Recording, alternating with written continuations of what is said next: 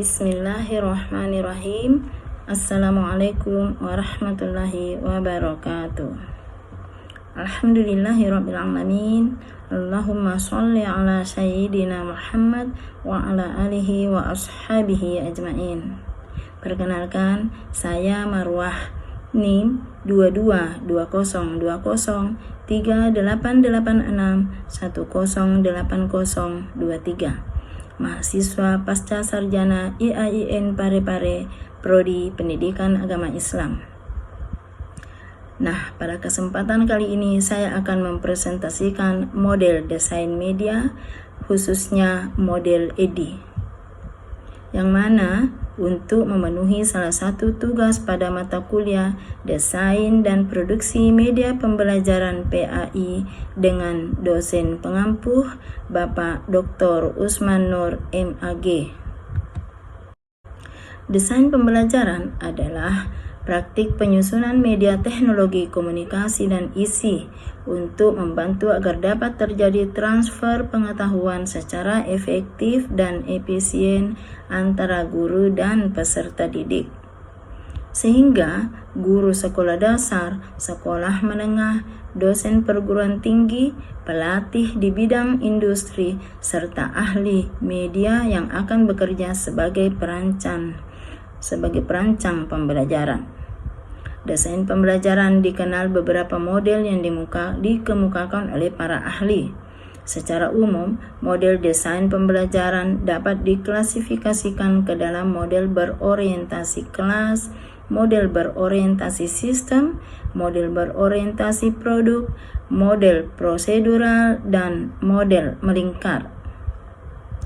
Menurut Hanapi and Peck, model berorientasi sistem yaitu model desain pembelajaran untuk menghasilkan suatu sistem pembelajaran yang cakupannya luas, seperti desain sistem suatu pelatihan kurikulum sekolah. Contohnya adalah model EDI.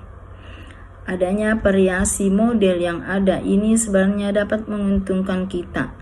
Beberapa keuntungan itu antara lain adalah kita dapat memilih dan menerapkan salah satu model desain pembelajaran yang sesuai dengan karakteristik yang kita hadapi di lapangan. Selain itu, kita dapat mengembangkan dan membuat model turunan dari model-model yang telah ada. Selain itu juga dapat meneliti dan mengembangkan desain yang telah ada untuk dicoba dan diperbaiki. Dari rumusan masalah dapat ditarik 3 komponen atau 3 poin. Yang pertama, bagaimanakah konsep media pembelajaran itu sendiri? Yang kedua, apakah pengertian pembelajaran model EDI? Dan yang ketiga adalah bagaimana langkah-langkah pembelajaran EDI itu? Desain pembelajaran yang sifatnya lebih generik adalah model EDI. Analisis, design, development, implementation, dan evaluation.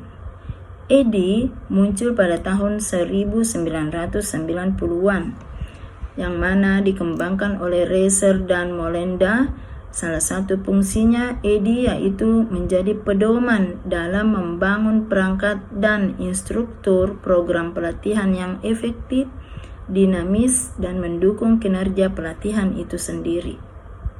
Pembelajaran model EDI merupakan pembelajaran yang efektif dan efisien, serta prosesnya bersifat interaktif, di mana hasil evaluasi setiap fase dapat membawa pengembangan pembelajaran ke fase sebelumnya. Model EDI adalah jembatan antara peserta didik, materi, dan semua bentuk media berbasis teknologi dan bukan teknologi. Model ini mengasumsikan bahwa cara pembelajaran tidak hanya menggunakan pertemuan kuliah, buku tes, tetapi juga memungkinkan untuk menggabungkan belajar di luar kelas dan teknologi ke dalam materi pembelajaran. Artinya, model ini memastikan pengembangan instruksional dimaksudkan untuk membantu pendidik dalam pengembangan instruksi yang sistematis dan efektif. Nah, adapun langkah-langkah pengembangan model EDI ini ada analisis, pada analisis ini memiliki atau melalui dua tahap. Yang pertama, analisis kinerja.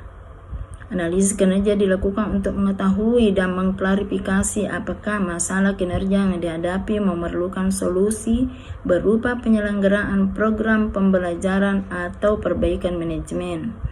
Yang kedua, analisis kebutuhan. Analisis kebutuhan ini merupakan langkah yang diperlukan untuk menentukan kemampuan-kemampuan atau kompetensi yang perlu dipelajari oleh siswa untuk meningkatkan kinerja atau prestasi belajar. Nah, langkah-langkah pengembangan model ini tadi, yang pertama tadi adalah analisis. Tahap analisis ini merupakan suatu proses mendefinisikan apa yang akan dipelajari oleh peserta didik, yaitu melakukan needs assessment atau analisis kebutuhan, mengidentifikasi masalah atau kebutuhan, dan melakukan analisis tugas atau task analisis. Yang kedua adalah desain. Tahap ini dikenal juga dengan istilah membuat rancangan atau blueprint.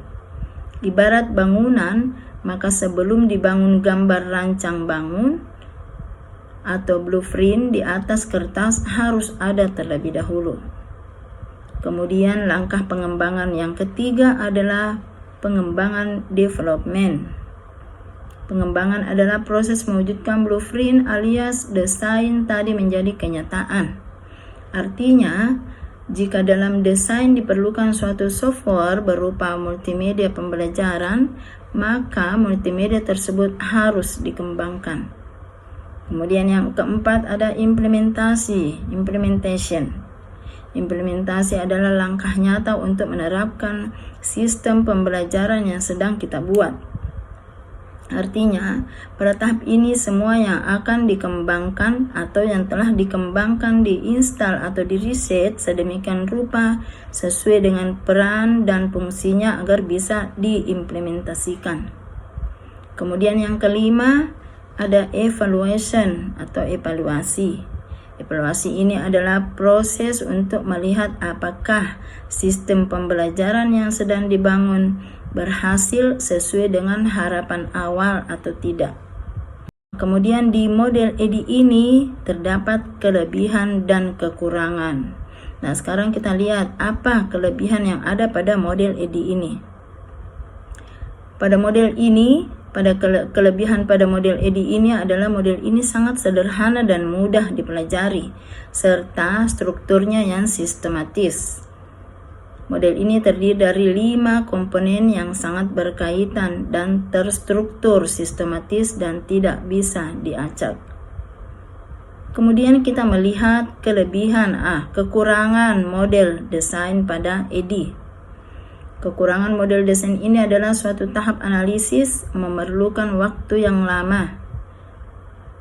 Model ini terdiri dari 2 komponen yang nantinya mempengaruhi lamanya proses menganalisa siswa sebelum tahap pembelajaran dilaksanakan.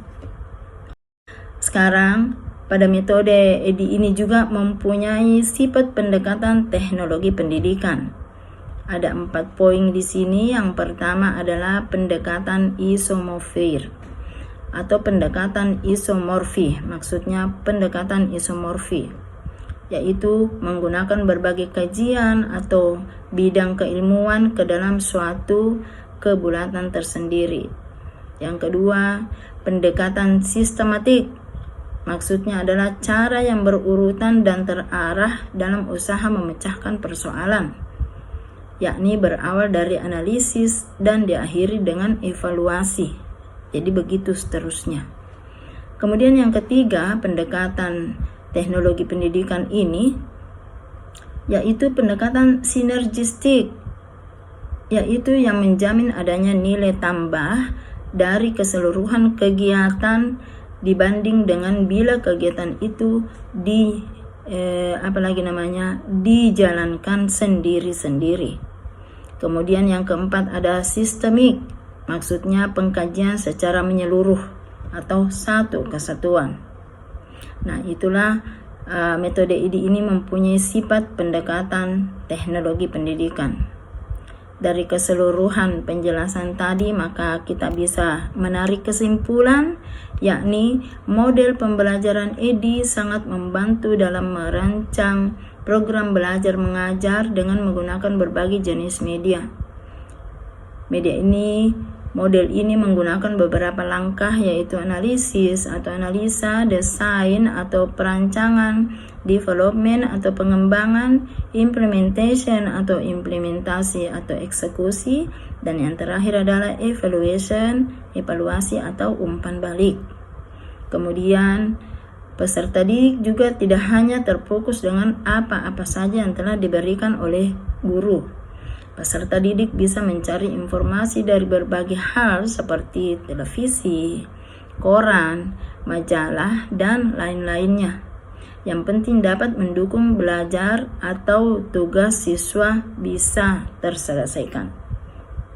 Nah, demikianlah yang sempat saya presentasikan terkait model EDI. Semoga apa yang saya sampaikan bisa bermanfaat bagi kita semua, terlebih bagi saya sendiri. Demikian saya akhiri dengan ucapan terima kasih. Assalamualaikum warahmatullahi wabarakatuh.